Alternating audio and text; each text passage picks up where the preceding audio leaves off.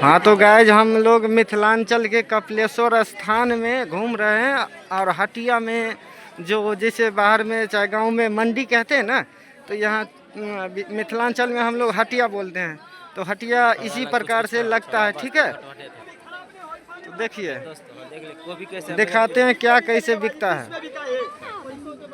यो भाई जी सस्ता कोबी देगा पापा के, ये कोबी 30 से कम नहीं चलिएगा।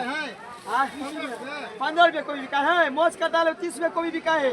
कोई दे 15 के कोई दो दे तो हम पाई हमरा से वापस लो जाए। ए रंजीत जी यहाँ मोच केला कटे देखे चेक कर का 30 रुपये कोबी बिका है, 20 रुपये कोबी। अच्छा लो ना भैया, मिला जुला कर दही है, गंवार ये है, सब एक जगह के छ।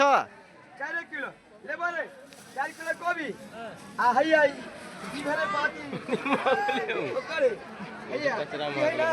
कचरा के मर यार ओत से यार कचरा है वहाँ पे। तो दोस्तों यहाँ पे कचरा के बगल में यार हम लोग चले गए थे, इतना इस्तेमाल दे रहा था क्या बताएं। हम लोग का मिथिलांचल में इसी प्रकार से हटिया बाजार मंडी लगता है मिथिलांचल में। जैसा कि हम लोग कपिलेश्वर स्थान में कपिलेश्वर स्थान का मंडी घूम रहे हैं दोस्तों हम लोग, ठीक है।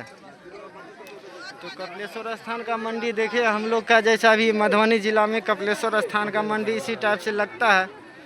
देखिए बैगन, गोभी, धनिया, मिर्ची सब है। हाँ हाँ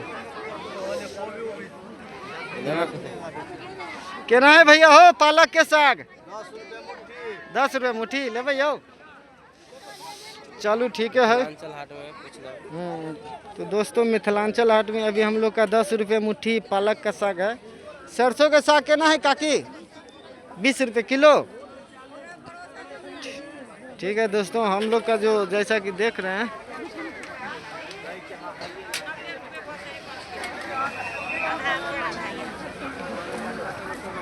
वीडियो बने